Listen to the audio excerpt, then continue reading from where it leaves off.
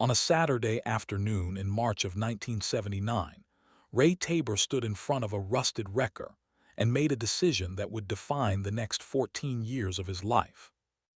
The truck was a 1951 Diamond T Model 950, once painted a deep cobalt blue, now faded to the color of old denim and streaked with rust that ran from the roof to the running boards like tears.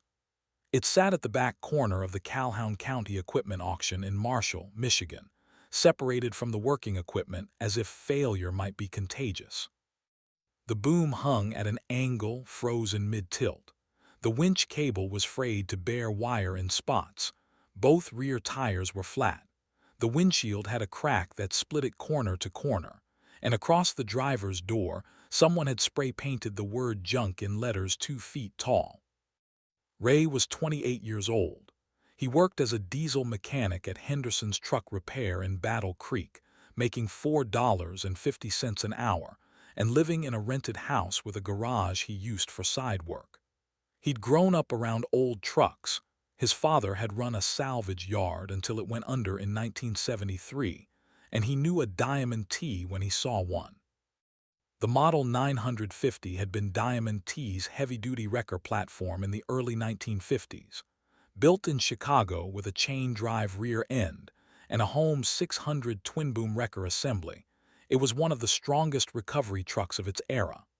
Ray had seen pictures of them pulling train cars, lifting bulldozers, recovering semis from ditches that swallowed lighter equipment. This one looked like it had been doing none of those things for a very long time. The auctioneer barely gave it a glance.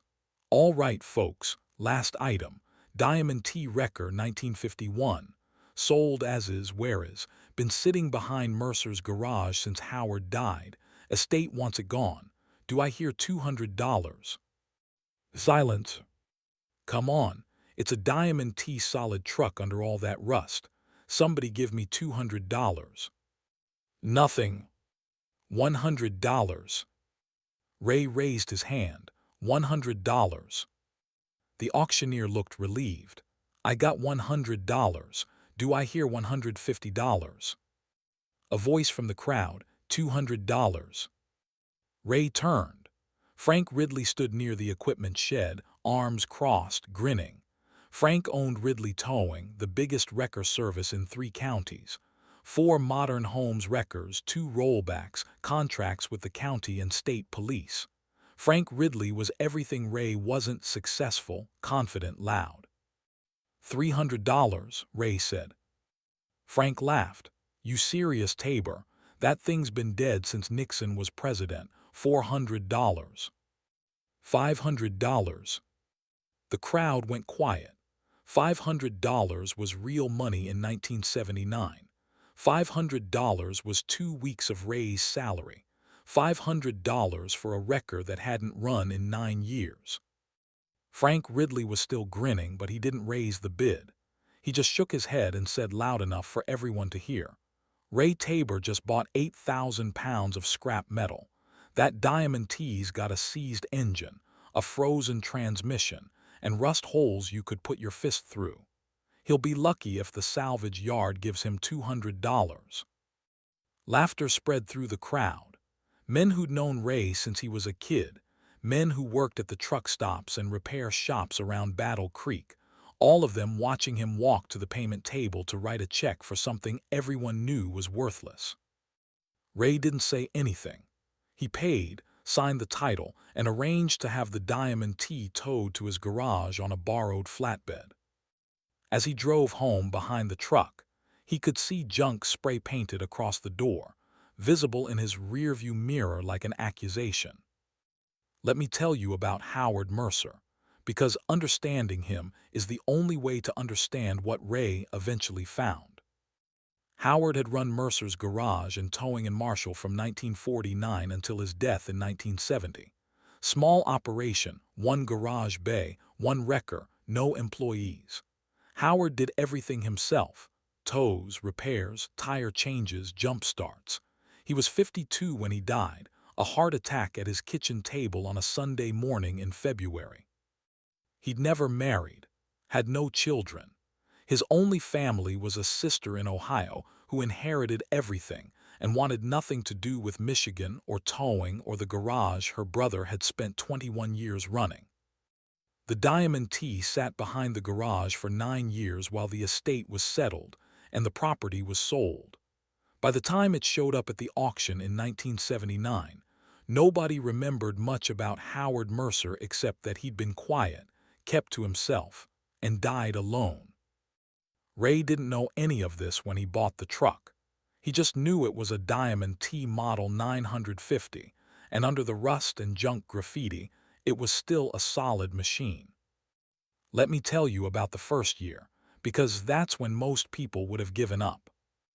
Ray got the Diamond T into his garage and spent a week just looking at it. The damage was extensive. The engine was seized, 9 years of sitting had turned the oil to varnish. The transmission was frozen. The electrical system was a mess of corroded wires and crumbling insulation. The boom assembly was locked up with rust. But the frame was solid. The Home 600 boom, under all the corrosion, was intact. The chain drive rear end, once cleaned and inspected, showed no cracks. Ray started with the engine, pulled the head, soaked the cylinders in penetrating oil, worked the pistons free one at a time. It took 3 months. By summer of 1979, the engine turned by hand. By fall it ran, rough, smoking, knocking, but running. The transmission took another 6 months. Ray pulled it, rebuilt it on his workbench, reinstalled it. By spring of 1980, the Diamond T could move under its own power for the first time in a decade. Frank Ridley drove past Ray's house one afternoon, saw the Diamond T idling in the driveway, and stopped his truck in the middle of the street. "You actually got that thing running," Frank called out. "Runs fine," Ray said. Frank laughed. "Running and working are 2 different things, Tabor. When's the last time that boom lifted anything?" "Working on it." "You've been working on it for a year. You know what I made last year running real wreckers? $85,000. You know what you made playing with scrap metal? Nothing." Frank drove off, still laughing. Let me tell you about years 2 through 13, because that's the part nobody saw. Ray worked on the Diamond T every weekend, every evening after his day job, every spare hour. He wasn't trying to build a show truck. He was trying to build a working wrecker. He rebuilt the boom hydraulics, replaced every cable, sandblasted the rust, welded the holes, primed and painted. Not a professional job, he couldn't afford that, but solid, functional work. By 1982, the Diamond T was doing light tows. Dead cars, broken down pickups, farm trucks stuck in ditches. Ray charged less than the big companies, worked nights and weekends, built a small reputation as the guy who'd come out when others wouldn't. Frank Ridley's company kept growing. New trucks, new contracts, a second location. By 1985, Ridley Towing had 8 wreckers and 20 employees. Ray had 1 Diamond T and himself. But Ray's business survived. Not because he was making money, some months he barely broke even, but because the Diamond T kept working. Every job, every tow, every recovery proved that the $500 wrecker Frank Ridley had laughed at was still pulling its weight. By 1990, Ray had towed over 2,000 vehicles with that Diamond T. The engine had been rebuilt once, in 1984. The transmission had been overhauled in 1987. But the truck kept running, kept earning, kept proving the doubters wrong. And through all of it, Ray never knew what was hidden behind the cab wall. Let me tell you about the morning of November 14, 1993, because that's when everything changed. Ray was working on the Diamond T in his garage. The heater core had cracked, and he was pulling the dashboard to replace it. 14 years of ownership, 14 years of repairs and rebuilds and constant maintenance, and he'd never had to access the cab wall behind the dashboard. He removed the last bolt and pulled the dashboard forward. Behind it, where the heater core connected to the firewall, he saw something that didn't belong. A metal panel, welded into place. Not factory, the welds were too rough, too obviously done by hand. Ray stared at it, ran his hand over the welds. They were old, corroded, probably done decades ago. He got his angle grinder, cut through the welds carefully, and pulled the panel free. Behind it was a cavity, a space between the cab wall and the firewall, maybe 18 inches wide, 24 inches tall, 6 inches deep. Inside the cavity was a canvas bag. Ray pulled it out, set it on his workbench, and opened it. Inside were two things. The first was money, old bills, nothing newer than 1969. He counted it twice, hands shaking. $6,400. The second was a letter, handwritten on notebook paper, dated January 1970, 1 month before Howard Mercer died. Ray sat down on his garage floor and read it. Let me tell you what the letter said, because this is where Howard Mercer's story finally makes sense. To whoever finds this, my name is Howard Mercer. If you're reading this, I'm dead and you found what I hid. Let me explain. In December of 1967, I did a tow call on Highway 94 east of Marshall. Single-car accident, driver drunk, car in the ditch. When I winched the car up, the trunk popped open. Inside was a briefcase. The driver was unconscious. I was alone on a county road at 2 a.m. I opened the briefcase. Inside was $12,000 in cash. I should have called the sheriff, I know that. But the driver had Ohio plates and no ID visible. The car was stolen, I found out later from the news. The man disappeared from the hospital before police could question him. The briefcase was never reported. Nobody knew about it except me. I kept the money, told myself I'd earned it, told myself it was payment for all the late-night calls, all the dangerous tows, all the years I'd worked for barely enough to keep the garage open. But I couldn't spend it. Every dollar felt wrong. Every time I looked at it, I thought about the person it belonged to, even if that person was a thief himself. So I used some of it for something good. There was a widow in town, Mrs. Dorothy Kemper, about to lose her house. Bank was foreclosing. I paid off her mortgage, $4,200, through a lawyer, anonymous. She got to keep her home. She never knew it was me. The rest, $6,400, I hid in my wrecker. Don't ask me why. I think I wanted it somewhere I could see it every day, somewhere it would remind me that I'd taken something that wasn't mine but at least tried to do something right with part of it. Now I'm dying. Doctor says my heart's giving out. Maybe that's justice. The money's still wrong, still stolen, even if the original crime is long forgotten, but I can't give it back. The man who had it was a thief. The person he stole it from is probably long gone. The trail is cold. So here it is. Whoever finds this can do what they want. Keep it, donate it, burn it. I don't care anymore. All I know is I'm tired of carrying it. Howard Mercer. January 18, 1970. Howard had died 1 month later. The Diamond T had sat behind his garage for 9 years with $6,400 hidden in its cab wall.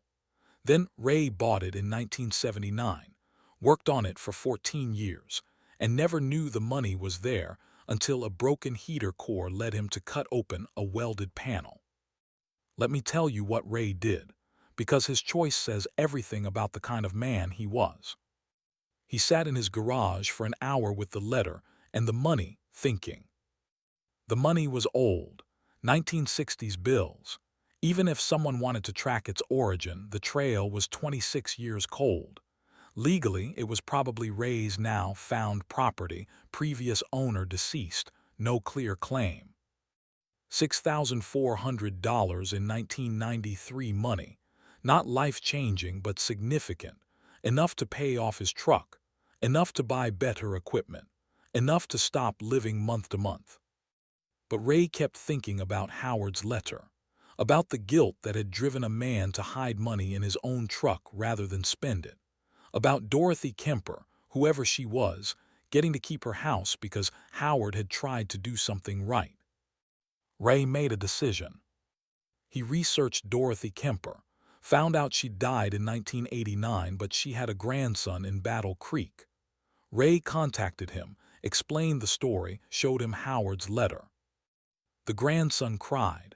My grandmother talked about that miracle for the rest of her life. Someone paid off her mortgage anonymously in 1968. She always wondered who. She prayed for them every night. Ray gave the grandson $2,000. From Howard Mercer, tell your family who saved your grandmother's house. The remaining $4,400 Ray donated to the local volunteer fire department. Anonymous donation, cash with a note. In memory of Howard Mercer, who believed in doing the right thing even when nobody was watching. Let me tell you about what happened after, because Ray's story didn't end with the money. Word got out. Not about the money, Ray kept that quiet, but about the fact that the Diamond T wrecker Frank Ridley had laughed at in 1979 was still running, still working, still pulling cars out of ditches 14 years later. In 1995, Frank Ridley's company hit financial trouble. Overexpanded, too much debt, not enough contracts. By 1996, Ridley Towing went bankrupt. The wreckers were auctioned off to pay creditors. Ray didn't buy any of them. He just kept running his one Diamond T, doing the work nobody else wanted, charging fair prices, building a reputation as the guy who'd show up when the big companies wouldn't. In 1998, at age 47, Ray finally bought a second wrecker. Not new, a used 1979 Ford he got at an estate sale, but the Diamond T stayed in service. That $500 wrecker Frank Ridley had mocked ran for 28 years under Ray's ownership. By the time Ray retired in 2007, the Diamond T had towed over 8,000 vehicles. The engine had been rebuilt 3 times, the transmission twice, but the frame, the boom, the chain drive rear end, the core of what made it a Diamond T Model 950, never quit. Let me tell you about the last time Ray saw Frank Ridley, because it happened in 2003 at a truck show in Battle Creek. Ray had brought the Diamond T fully restored by then, painted the original cobalt blue, boom polished, home 600 assembly gleaming. There was a small plaque on the dashboard, 1951 Diamond T Model 950, purchased 1979, still working. Frank walked up to the truck. He was older, thinner, retired after the bankruptcy. He looked at the Diamond T for a long time. I laughed at you, Frank said finally. In 1979, when you bought this for $500, I told everyone you'd wasted your money. Ray nodded. I remember. I was wrong. You were. Frank ran his hand along the fender. How many miles you figure this truck's pulled? I stopped counting at 200,000. That was 1995. Frank was quiet. I had 8 wreckers. New ones, modern ones, cost me $500,000. They're all gone now. Sold, scrapped, repoed, but your $500 wrecker's still here. Bought it right, Ray said. Maintained it right, used it right, that's all. Frank looked at Ray. You know what I learned going bankrupt? What? That the value of a truck isn't what you pay for it. It's what you do with it after. Let me end this story where it belongs. With Ray Tabor, now 76 years old, living in the same house in Battle Creek. The Diamond T is in a climate-controlled garage behind his house. Ray still starts it once a month, lets it idle, checks the fluids, makes sure everything moves. He never told anyone except Dorothy Kemper's grandson about the money.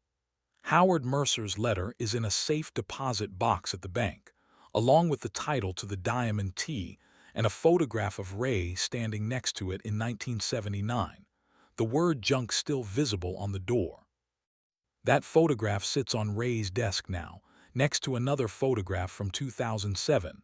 The Diamond T fully restored, polished, beautiful.